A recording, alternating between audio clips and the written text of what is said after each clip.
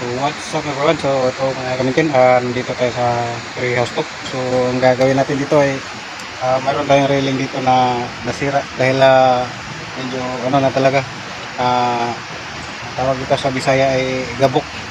So lanta na po siya. So kailangan natin i-repair na at ito ay gagawin natin na palitan natin yung pinaka-poste niya dito.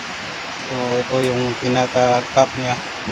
So ito yung kasama na dito, pero ito matibay pa ito mga gamitin kasi ito ay bago natin palit ito.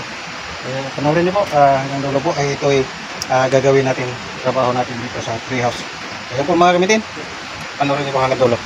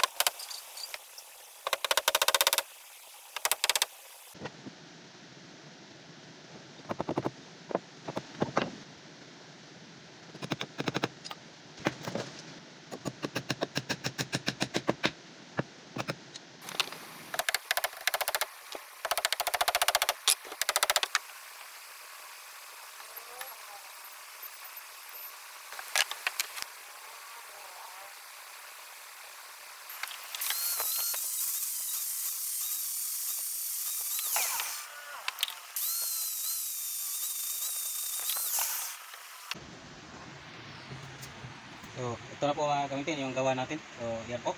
Ay binalik na po natin sa dati ang kurma. So, yan po mga gamitin ang repair natin ngayon. At sana po ay tuloy na suportahan ang DC Maintenance. At marami pa tayong gagawin dito.